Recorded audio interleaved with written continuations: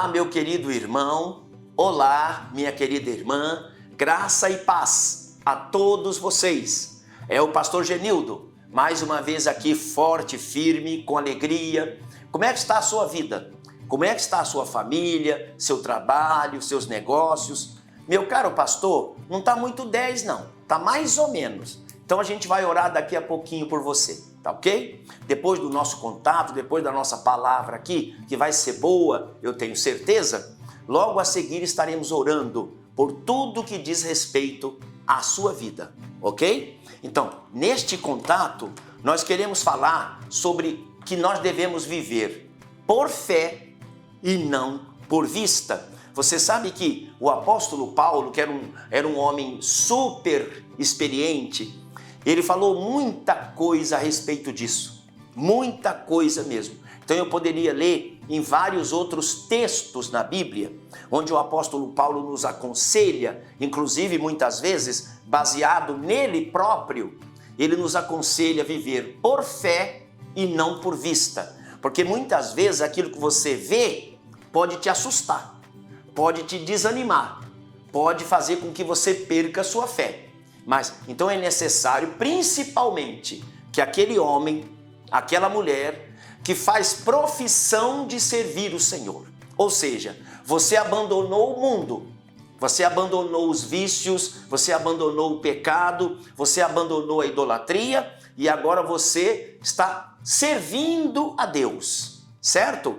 Então você precisa viver por fé e não por vista. Eu quero ler um versículo aqui, como eu já disse, poderia ler em outras muitas passagens que daria no mesmo, mas eu escolhi aqui, olha, Romanos capítulo 4.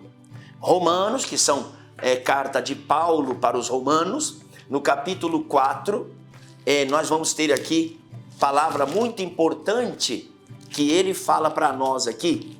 Então vamos lá, Romanos capítulo 4.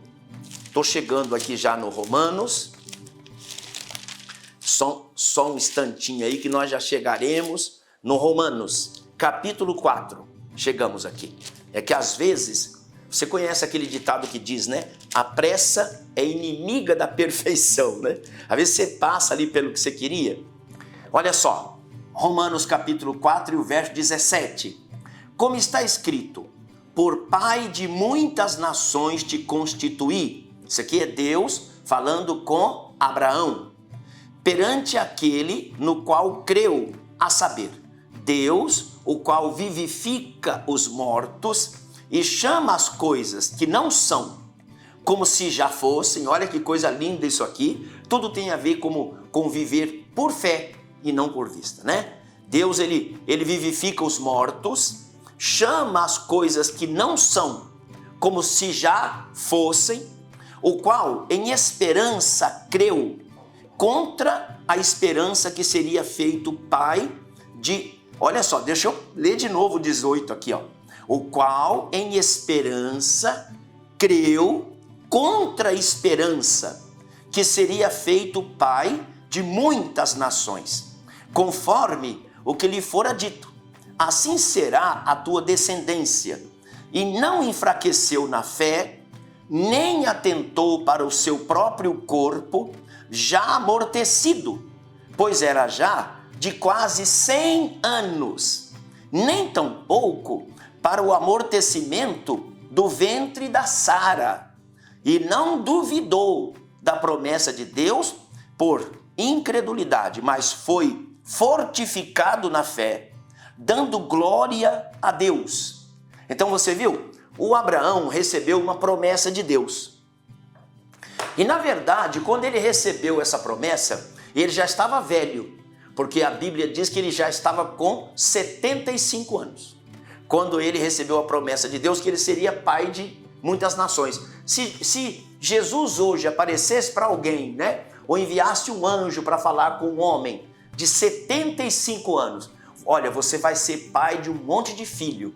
Você vai ter filhos, netos, bisnetos, tataranetos. Você vai ser pai de uma nação. Será que tem algum homem que hoje acreditaria nisso? Né? Mas aqui a gente leu essa palavra tão importante, que Abraão teve esperança contra a esperança, ou seja, contra a esperança humana, contra a esperança carnal. Ele teve uma esperança espiritual, que na verdade é uma fé, né? Porque ele poderia ter dito, mas Deus deve estar brincando comigo, né? Está brincando comigo. Eu estou com quase 100 anos e Deus agora vem com essa conversa que eu vou ser pai de uma grande nação e tal, né? Então, veja bem, todos nós temos que aprender essa lição com o nosso pai na fé, que é o Abraão. Viver por fé e não por vista. Eu sempre digo, você que já tem assistido aí outros vídeos meus, você já deve ter ouvido algum comentário meu a respeito, que quando eu cheguei aqui em Cascavel, mandado por Deus para abrir a igreja Filhos da Promessa, eu não tinha dinheiro nem para pagar o primeiro mês de aluguel. Você está ouvindo? Eu não tinha dinheiro nem para pagar o primeiro mês do aluguel, nem da casa para eu morar.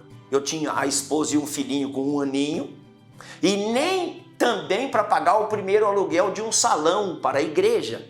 Eu me lembro que o dono do salão que nós fomos alugar se chamava Paulino. Esse homem já faleceu, mas nós temos uma irmã de sangue dele na igreja. É a nossa irmã Lúcia, que está com 85 anos de idade. Então eu cheguei nesse seu Paulino, que eu nunca tinha visto ele na vida, e nem ele a mim. Eu cheguei nele e falei assim, ô seu Paulino, eu quero alugar o seu salão para abrir uma igreja, só que é uma igreja que o senhor não conhece, porque esta é uma igreja que está nascendo agora, e eu te digo mais, eu não tenho dinheiro para pagar o primeiro aluguel para o senhor, que eu sei que a regra, que o normal, é que a gente pague o primeiro mês adiantado, mas eu não tenho dinheiro, o senhor vai ter que confiar em mim, que eu te pago daqui 30 dias. Ele olhou assim na minha cara, mas como eu estava ali vivendo por fé e não por vista, o próprio Espírito de Deus convenceu o coração do senhor Paulino, que não era evangélico. Ele não era evangélico. Aliás, ele até bebia, fumava, bebia exageradamente até. Muitas vezes eu vi ele bêbado. Mas Deus fez uma obra no coração dele e ele disse, olha, como se trata de uma igreja, não é um bar, não é um boteco, não é um açougue, né? E eu sei que os seus irmãos vão ajudar você, então eu vou confiar, eu vou te alugar.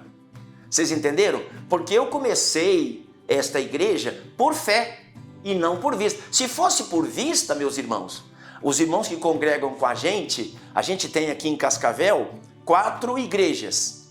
E se fosse por vista, se fosse pela capacidade humana ou coisa parecida, confiar na amizade de alguém ou coisa parecida, essa igreja ela não existiria.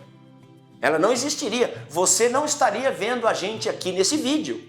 Mas o Senhor, quando me mandou fazer isso, eu tive que acreditar, mesmo não tendo nada. Mesmo não tendo nada. Então isso é viver por fé e não por vista. Então se você está aí num desafio agora, deixa eu falar uma coisa aqui mais direta para você. Eu creio que eu estou falando com alguém que perdeu o emprego, porque Deus ele tem os seus propósitos. Ele não colocaria você aí para ver esse vídeo se você não tivesse enquadrado em alguma situação dessa. De repente eu estou falando com alguém que perdeu o emprego, que está com talão de luz atrasado, talão de água, o aluguel, se você paga aluguel, vencendo, e você está numa situação difícil.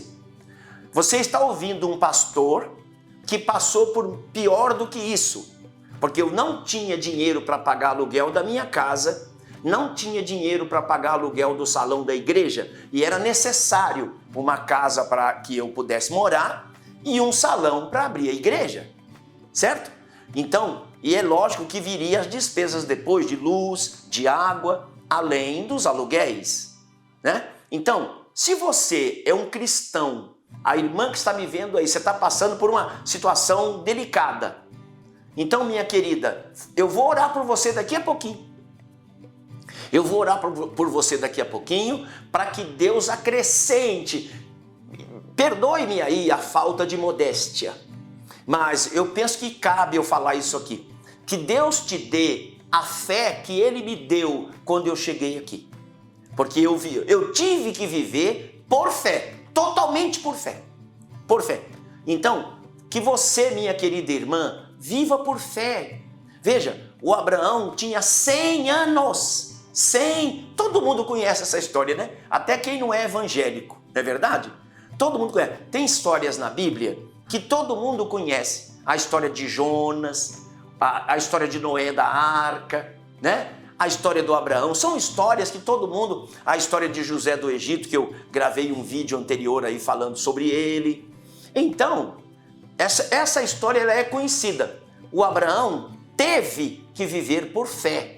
Se Deus está falando que eu vou ter um filho, eu estou com 100 anos, mas se Deus está falando, foi Ele que me deu a vida, então Ele pode fazer qualquer coisa. E Deus fez. E o Abraão foi pai com 100 anos e a Sara com 90, porque o Abraão viveu por fé. Então você tá num beco sem saída? Beco sem saída, a situação que você olha por todos os lados e o pior. Você já notou que, inclusive eu falei isso na nossa assembleia ali de passagem, já reparou que quando você está em dificuldade, você não tem amigos? Na hora que o bicho pega mesmo, os amigos somem. E quando aparece algum, não pode te ajudar. Tem mais essa. Você já passou por isso? Os amigos somem e quando aparece algum, ele não pode ajudar você. Se você estiver pedindo um favor, antes de você terminar a sua frase, você olha na cara do amigo ou da amiga e já vê que ele vai te dar uma resposta negativa, sim ou não? Isso aconteceu comigo muitas vezes lá atrás, 38 anos, você me entende?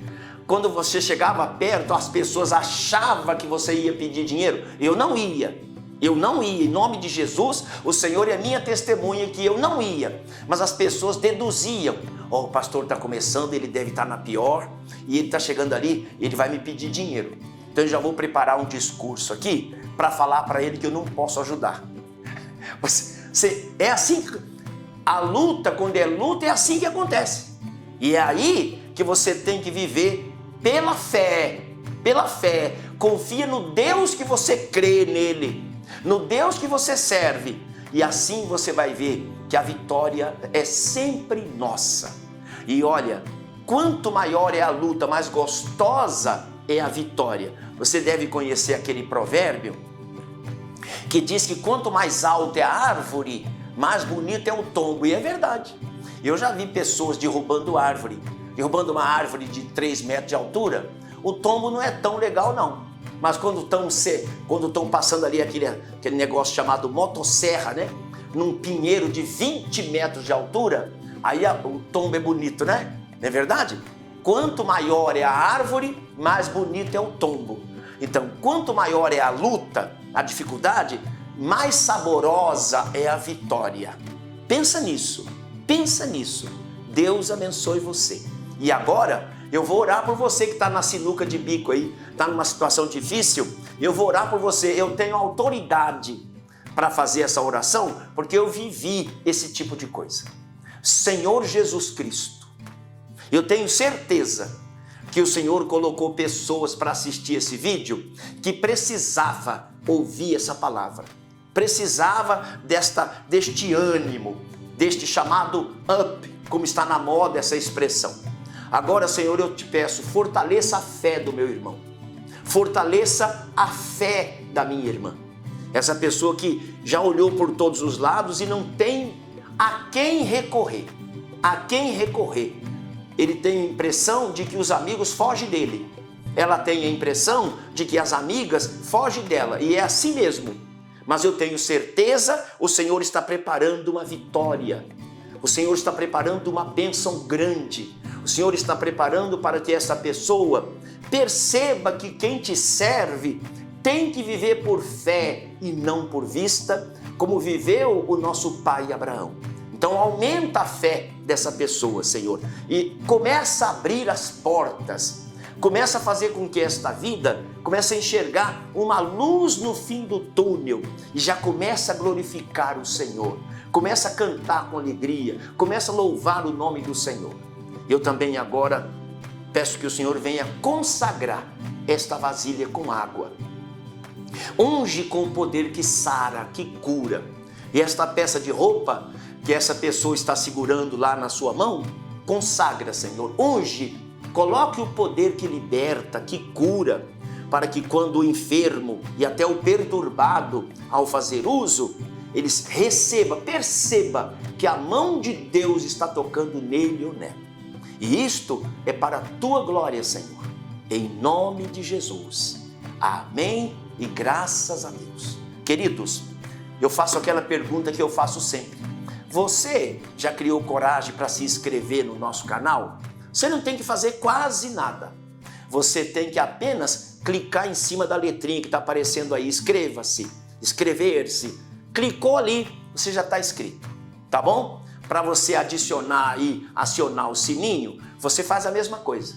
E eu queria que você fizesse o seguinte, dê aí o seu joinha, o seu positivo. Outros vídeos mais abençoados ainda do que esse virá, tá bom? Compartilhe os nossos vídeos, fala para todo mundo, faz aquilo que eu chamo de fuxico santo para todo mundo aí, que nós estamos na internet. Você sabia que o pastor Genildo está na internet? Sabia que ele está no YouTube? Né? Faz isso aí por nós, tá bom? Deus abençoe e até a próxima na paz do Senhor. Amém.